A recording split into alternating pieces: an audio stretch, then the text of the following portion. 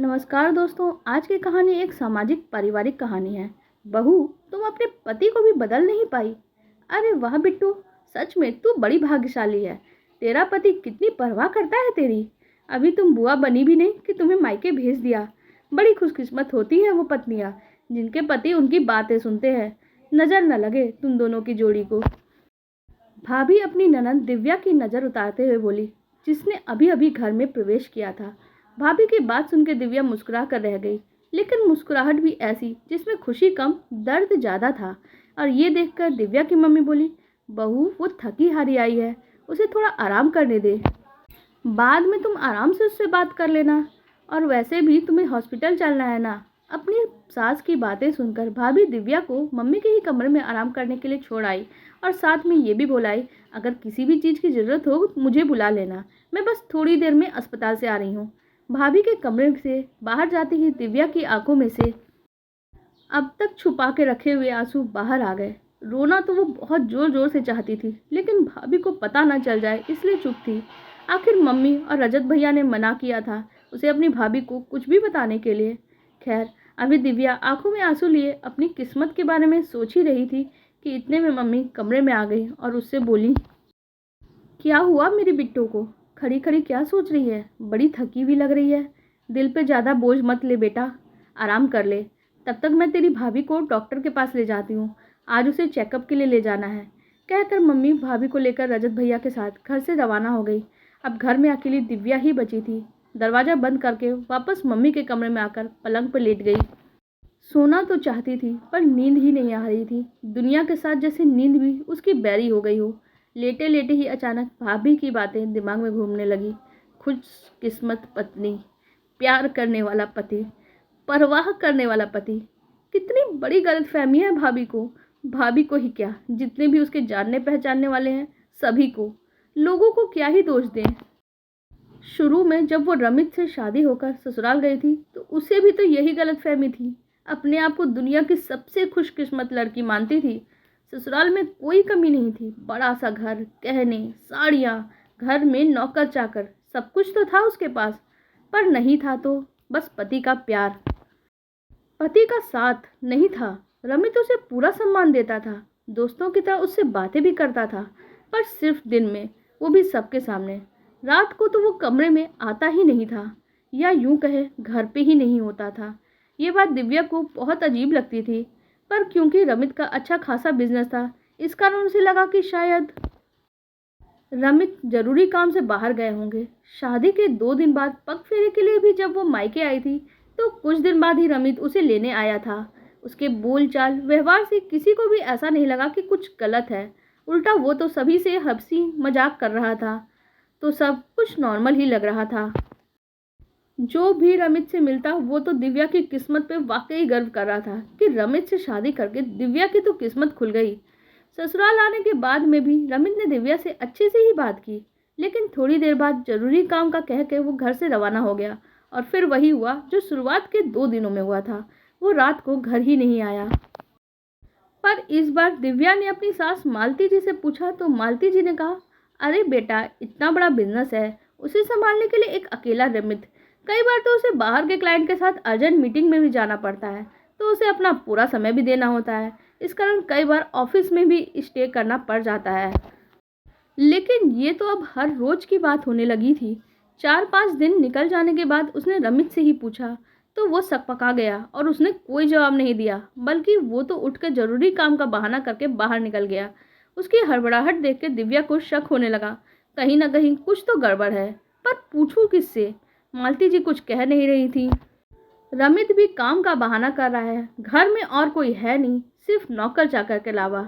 दूसरे दिन भी उसने रमित से सवाल किया तो फिर वो हड़बड़ा के घर से निकल गया और फिर वही लौट कर नहीं आया।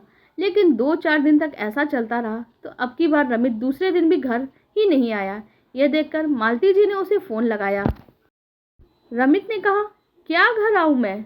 आपकी बहू तो हमेशा एक ही सवाल करती रहती है और आपको तो सब पता ही है।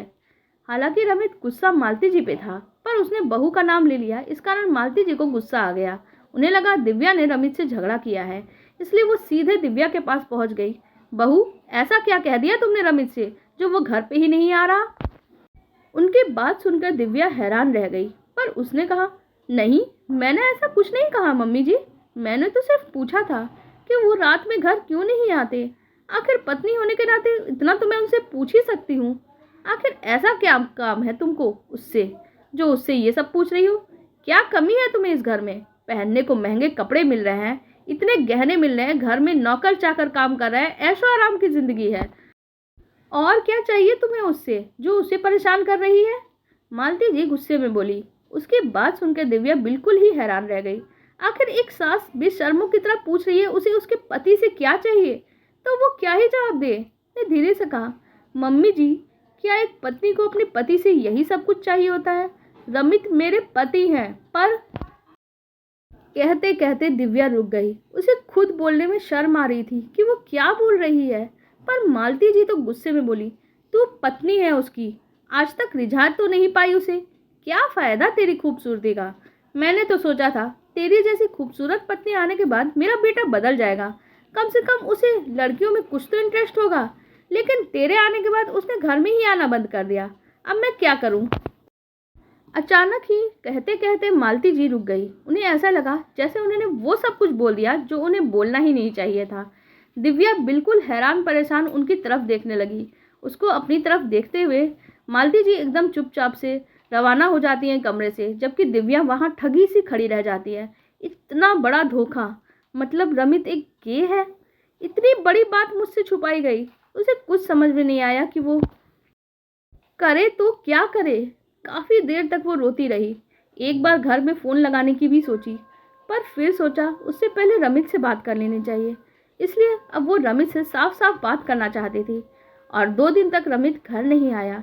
इस दौरान मालती जी भी दिव्या से बचती रही। खैर कुछ दिन बाद रमित घर पर आया तो दिव्या ने उससे साफ साफ पूछा।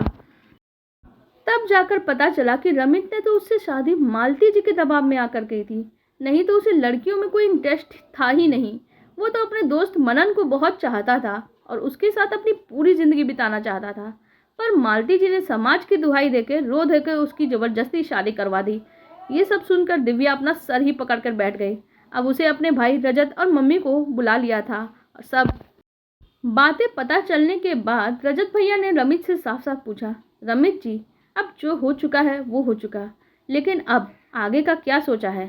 तब रमित ने भी साफ साफ कह दिया, दिव्या यहाँ चाहे तो रह सकती है, उसके यहाँ रहने से उसे कोई दिक्कत नहीं होगी, उसे किसी भी चीज़ की कोई कमी नहीं होगी, ना उसके मान सम्मान में कोई कमी आएगी, लेकिन मैं उसे पति की तरह प्यार नहीं दे सकता। इससे पहले कि रजत भैया कुछ कह पाते, मालती जी हाथ जोड़ के बीच में ही बोली, दिव्या, मैं जानती हूँ कि मुझसे गलती हो गई, मैं हाथ जोड़ के तुमसे माफ़ी मांगती हूँ, लेकिन बेटा अब तुम इस घर की बहू हो, इस घर की इज्जत मान मर्यादा तुम्हारे हाथों में है। तुम चाहो तो मैं सब कुछ तुम्हारे नाम पे कर देती हूँ, पर तुम मत जाओ। ये सुन के दिव्या गुस्सा हो गई। अपनी बदनामी ना हो इसके कारण आपने मेरी जिंदगी बर्बाद कर दी। मुझे कोई बात नहीं करनी है आपसे, इस फसाद की जड़ तो आप ही हो। तभी रजत भैया ने कहा, अब जो भी निर्णय लेना है दिव्या को लेना है, हम उसके हर निर्णय में उसके साथ होंगे। और रही बात यहाँ रुकने की, तो अभी फिलहाल हम इसे मायके लेकर जा रहे हैं ताकि शांतिपूर्वक वो अपना निर्णय ले पाए। इतना कह के रजत भैया और मम्मी उसे घर लेकर आ गए, पर रास्ते में उसे जरूर समझा दिया कि तुम भाभी से अभी कुछ मत कहना, उनका समय पूरा है, महीने पूरे हैं और तुम तो उनकी लाडली हो। ये सब सुन के वो बहुत परेशान हो जाएंगी। फिर भी जो भी निर्णय लेना है हम वो बाद में ले लेंगे। सच, वक्त कैसे बदलता है वो आज दिव्या ने देख ही लिया। कहाँ तो वो 1 महीने पहले खुद को अपनी शादी को लेकर इतनी ज़्यादा खुश थी, पर कहाँ अब वो इस शादी को लेकर परेशान हो चुकी है। और अब वो निर्णय लेने की बात हो रही है, जो हिम्मत अभी वो हिम्मत रमित पहले कर चुका होता तो शायद उसकी ज़िंदगी तो बर्बाद नहीं होती। खैर तभी फ़ोन की घंटी बजी तो उसने देखा मम्मी का फ़ोन था। उन्होंने ये बताने के लिए फ़ोन किया था कि भाभी को डॉक्टर ने एडमिट कर लिया है और वो जल्द ही बुआ बनने वाली है। आखिर थोड़ी देर में मम्मी का फिर से फ़ोन आया और उन्होंने बताया कि भाभी ने बेटी को जन्म दिया है। ये सुनकर जहां वो भाभी के लिए बहुत खुश थी, लेकिन तब अपनी भतीजी को उसने गोद में लिया। उसे देखकर मन ही मन उसने निर्णय भी ले लिया। आखिर कुछ दिनों के बाद उसने अपना निर्णय अपनी मम्मी और भैया को बता दिया। वो रमित के साथ नहीं रह सकती थी। आखिर खुश रहने का हक उसे भी है, माँ बनने का हक उसे भी है, और ये खुशी उसे सोने के पिंजरे में तो नहीं मिल सकती थी। उसके इस निर्णय का उसके मायके वालों ने पूरा सम्मान किया, यहाँ तक कि रमित ने भी, क्योंकि उसकी मम्मी की जिनमें दिव्या की कोई गलती नहीं थी। बिना कोर्ट कचहरी के दोनों ने सहमति से तलाक ले लिया, और तलाक के एवज में दिव्या ने कोई भी पैसा नहीं लिया। बस उसके मायके वालों ने जो सम्मान दिया था वही वह वापस लेकर आई। हालांकि रमित की सच्चाई समाज के सामने आने पे काफ़ी बदनामी हुई। कुछ दिनों के बाद दिव्या ने अपने करियर की शुरुआत की, और उसके बाद दिव्या के भाई ने एक अच्छा सा लड़का देख उसका पुनर्विवाह भी करवा दिया। आप लोगों को हमारी ये कहानी कैसी लगी कमेंट सेक्शन में ज़रूर बताइएगा। साथ ही वीडियो को लाइक कर दीजिएगा और हमारे चैनल को भी सब्सक्राइब कर लीजिएगा। धन्यवाद।